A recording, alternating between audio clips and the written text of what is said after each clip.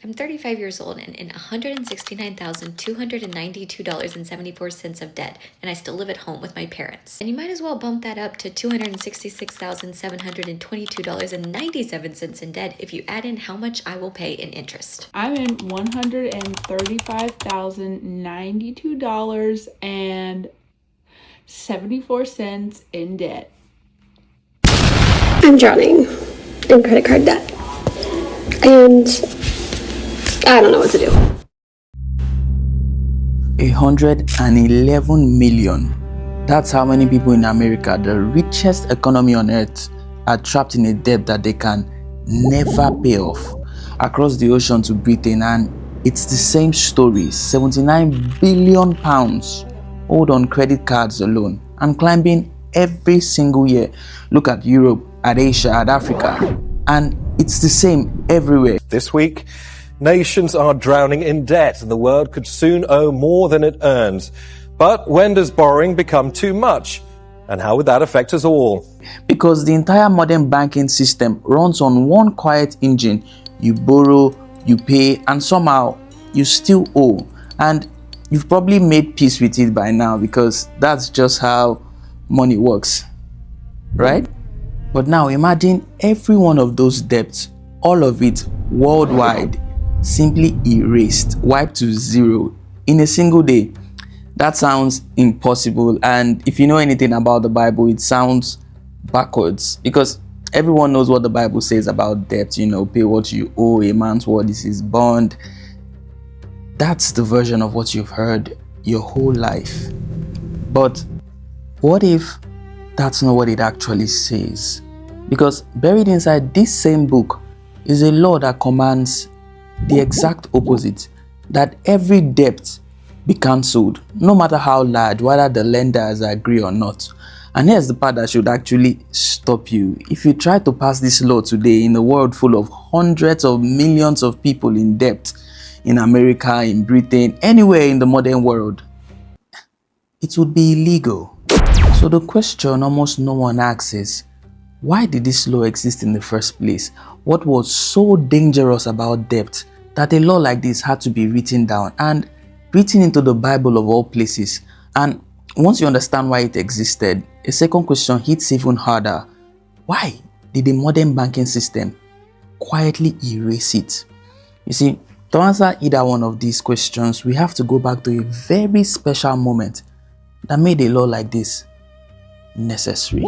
So picture this, it's about 440 BC and you're a successful farmer in Jerusalem with beautiful children, a beautiful 19-year-old daughter and a handsome 12-year-old son and the most loving wife. But this year, something happens. Your harvest fails, nothing grows because there's a famine in the land, and by now, you have no grain left in storage and your family is hungry. And so as a man, you take the only option you have left to put food on the table. You borrow. You tell yourself just one good harvest next year and I'll pay everything back. But the rain never comes and the money you borrowed isn't enough because despite the famine, you're still required to pay the king's tax. And so you borrow again. You put up your farm as collateral, then your vineyard, then the roof over your head. But the next harvest fails as well, so you can't pay the debt. And then the lender comes to collect the collateral, so he takes everything you own, the farm, the vineyard, the house, but it's still not enough. So he takes your children and sells them into debt slavery, and you just watch them go, and you are powerless to stop it. Now, this isn't a parable. It's a real account documented in the book of Nehemiah, and the people describe it in their own words. They say, we are forcing our sons and daughters into slavery. Some of our daughters are already enslaved and we cannot redeem them because our fields and our vineyard already belong to someone else. You tried hard to do everything right. You worked the land, you fed your family, you even paid the tax that the king demanded. And it still ended with your children being taken, not by an invading army, not by criminals, but by the very people you borrowed from. Because That's what being unable to pay a debt did in the ancient world. It didn't just take your money, it took your land, then your labor, then your family, and finally, you sold off into slavery to pay off what you owed. But here's the part you probably missed in the documentation we read earlier. That same book that records this horror also contains the one thing that could have stopped it. A law that could take a debt like the one that swallowed that family and erase it completely to zero, no matter how large it was. Now, I'm not going to explain that law yet, because to understand why it existed and why it was necessary, you first have to understand exactly how this trap worked and why the same mechanism that took those children in Jerusalem is quietly running in the modern banking system today. Because think about what that actually means. 25 centuries ago, they needed a law that could set you free from debt. But today, you've got numbers on your screen that own a piece of your sweat every single month. Every dollar of interest is an hour you worked, gone, handed over to someone else. A slice of your one life spent as interest to the credit card companies. That family in Jerusalem lost their fields, then their children, then themselves. Today, you don't lose it all at once like they did. You lose it slowly, quietly, 1 hour at a time, and they would call it your minimum payment. And that quiet arrangement where a slice of every person's life is owned in advance is now running in almost every country on the planet, and it's the most successful system in human history. And almost nobody notices that they are inside it. Years ago, I was in $60,000 of credit card debt, so I'll tell you exactly how that happened, because I also never thought that I would get there, and it really does happen kind of fast. The chains just got quieter. They stopped putting them on your wrist and started putting them on your time. And in almost every one of these countries, the chain wears the same disguise and it fits in your pocket. They call it your credit card. That thin piece of plastic is a modern version of the exact machine that took those children in Jerusalem. So before we get to the law that could end this slavery, we have to answer the first question, the question hiding under this whole story. Why did borrowing turn free people into slaves in the first place? You see, everything that happened to that family runs on one sentence, a line you've probably heard 100 times and completely misunderstood. Proverbs chapter number 22, verse number 7. The rich rule over the poor, and the borrower is slave to the lender. You see, most people read it like it's a motivational quote. Debt is stressful, so be careful, don't borrow too much.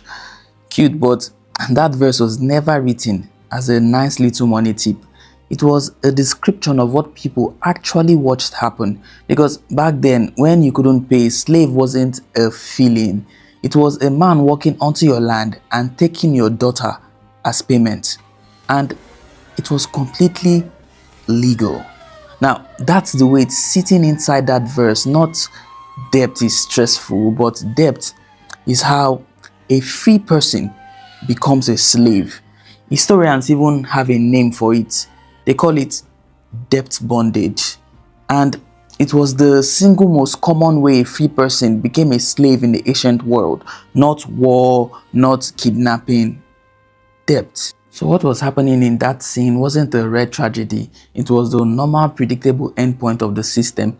The borrower becomes the slave of the lender, exactly like the proverb warned.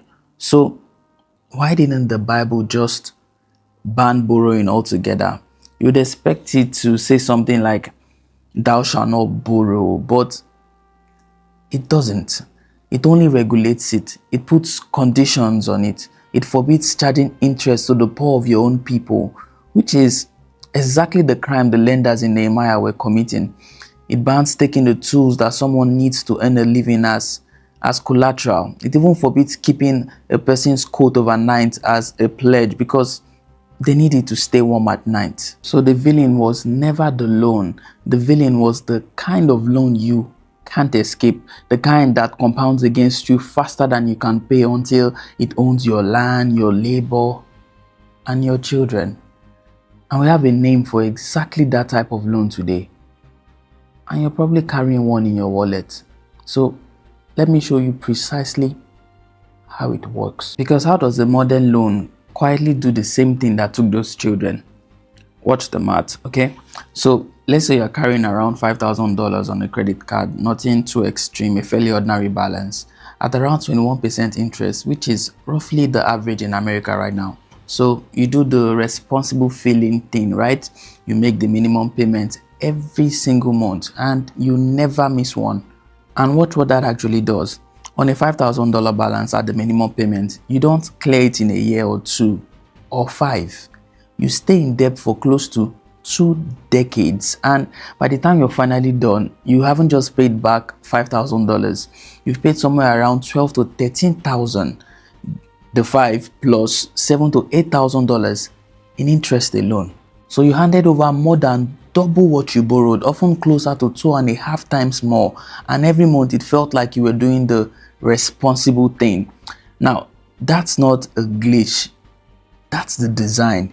The minimum payment exists to keep you paying for as long as possible, because the longer you pay, the more they make. Money lessons I've learned in my 20s. Minimum payments will trap you and they will keep you in debt your entire life. One thing you need to understand is companies make so much money keeping you in the cycle of minimum payments. The longer they can keep you there, the more money they make. It's a gentler version of the same machine.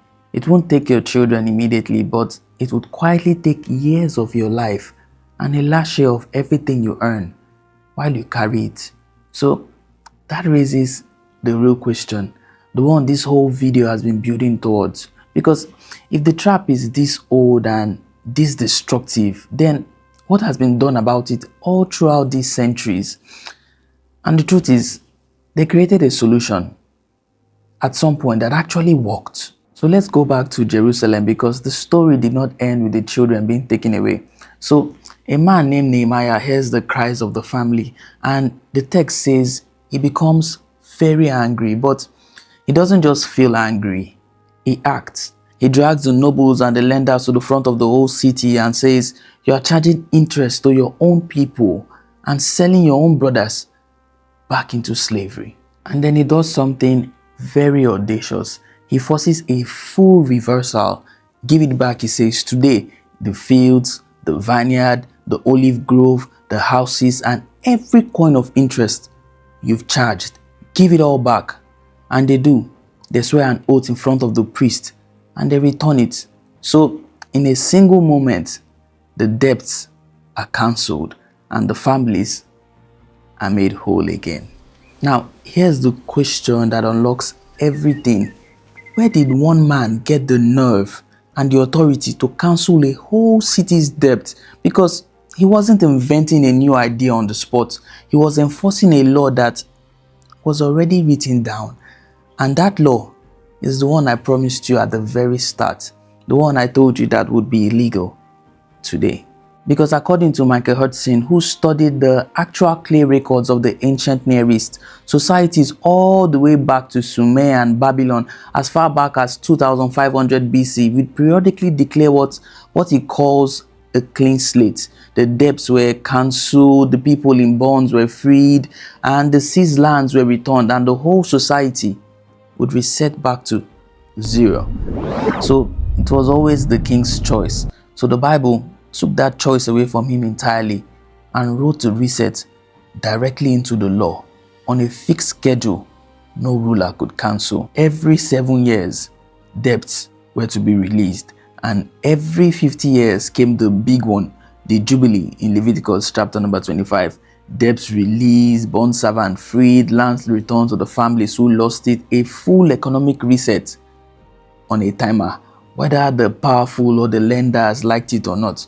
So that's the law Nehemiah was standing on, and that's the one law that gave this one man the authority to cancel an entire city's debt and win.